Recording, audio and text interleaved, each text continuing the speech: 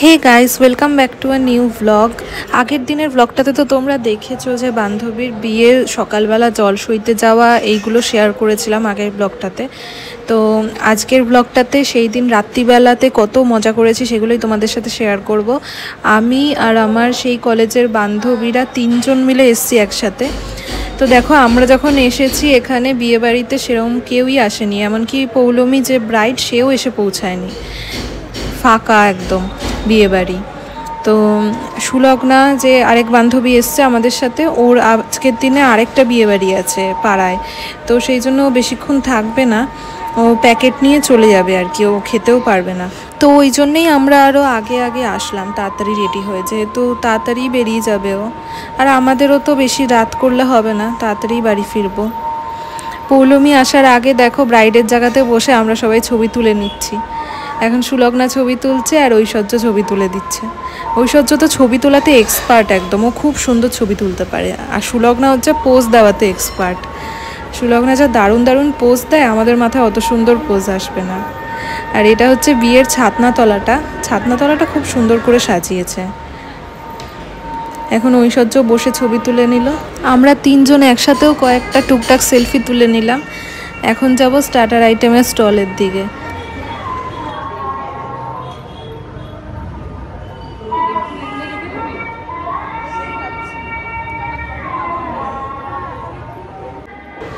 এখানে স্টার্টার আইটেমগুলো বেশ ভালো করেছে দেখলাম, চিকেনের পকোড়াও রয়েছে, ভেজ পকোড়া রয়েছে, তারপরে আরও নানান ধরনের প্রনের রয়েছে। তো সব কিছুই একটু একটু করে নিয়েছি, অল্প অল্প করে।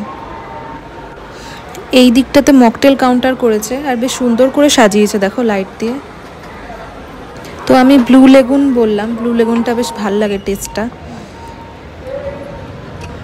তো ব্লু লেগুনটা খেয়ে এখন আবার কয়েকটা চিকেন পকোড়া নিয়ে নিয়েছি। আগের বার অন্য পকোড়াগুলো ট্রাই করেছিলাম, এইবার চিকেন পকোড়াটা নিলাম। বিয়েবাড়িটা বাইরে থেকে দেখো কি সুন্দর করে সাজিয়েছে। এটা অ্যাকচুয়ালি সোদপুর ক্লাবেরই পাশে, এখানে মানে বিয়েবাড়ির জন্য হলও ভাড়া দেয়। তো বেশ সুন্দর করে সাজিয়েছে। পৌলমী জাস্ট এইমাত্র আসলো, দেখতেই পাচ্ছ পুরো হাঁপিয়ে গেছে, কারণ লেট হয়ে গেছে, অনেক লোকজন চলে এসছে বিয়েবাড়িতে। ওই টেনশনে ও একদম তাড়াতাড়ি করে এসছে কোনো রকমে। আর ওর হাতের একটা মানতাসা আর কি লুজ হয়ে গেছে, তো সেইটাই সুলগ্নার ঐশ্বর্য মিলে ঠিক করে দিচ্ছে। আরও এমনভাবে দৌড়াতে দৌড়াতে আসলো হাঁপিয়ে, তারপরে জল দিলাম ওকে এনে, তারপর জল খেলো, এখন একটু বসে রিল্যাক্স করছে।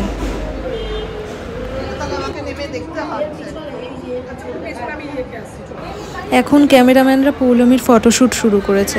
ক্যামেরাম্যানরা তো অনেক আগে চলে এসছে, আমরা এসে দেখছি তখন থেকে ক্যামেরাম্যানরা এসে বসে আছে অলরেডি। তো যেহেতু ব্রাইড আসেনি, ওরা অপেক্ষা করছিল, এখন ব্রাইড আসার সাথে সাথেই ওরা ফটোশ্যুট শুরু করেছে।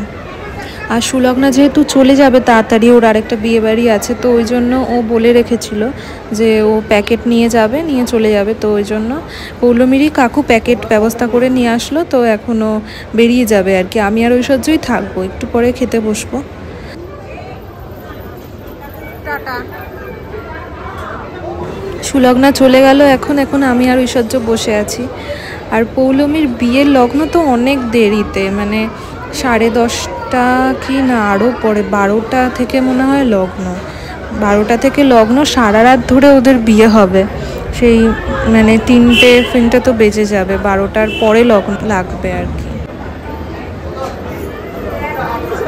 কি অবস্থা, ব্যাগই নিসনি? আমার ব্যাগটা দিয়ে যা, এখানে দিয়ে যা।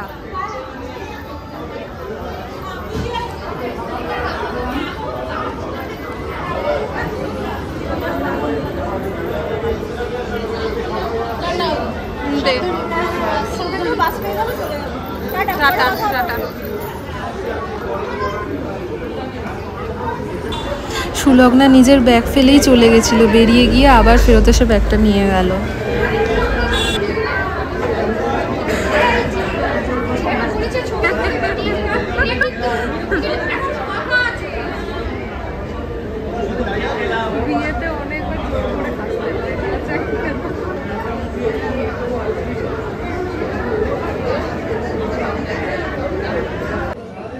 এখন আমি আর ঐশ্বর্য বসে গল্প করছি, আর ওদের বিয়ে তো দেখতে পাবো না যেহেতু এত রাত্রে হবে। ঐশ্বর্য ভেবেছিল যে ওর যদি শরীর ঠিকঠাক থাকতো তাহলে বিয়ে বাড়িতে থাকতো, থেকে দেখতো বিয়ে, পৌলমীদের এখানেই থেকে যেত, কারণ ওর বাড়ি তো অনেকটা দূরে, ওদের বাড়ি হচ্ছে বালিগঞ্জে। কিন্তু বলছে যে শরীরটাও ভালো লাগছে না, একদম সকালে এসছে অত দূর থেকে, তো ওই জন্য আমাদের বাড়িতেই চলে যাবে, আমাদের বাড়িতে গিয়ে আমাদের সাথেই থাকবে, তারপর সকালবেলা রওনা দেবে নিজের বাড়ির জন্য।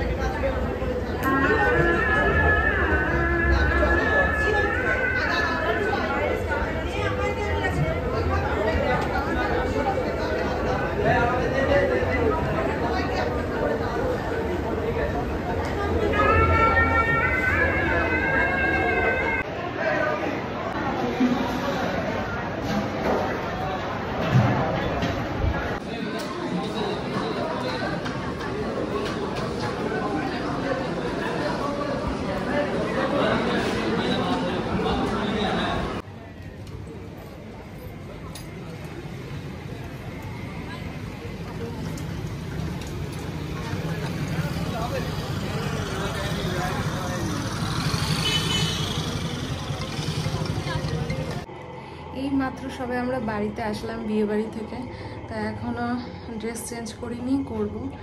আর বান্ধবী ঐশ্বর্য ও আমাদের বাড়িতেই থাকবে আজকে। তো যাই হোক, তোমাদের আশা করি ব্লগটা খুব ভালো লেগেছে, ভালো লাগলে অবশ্যই চ্যানেলটা সাবস্ক্রাইব করে দিও। তো চলো আজকের ব্লগটা এখানেই শেষ করছি, এখন টাটা।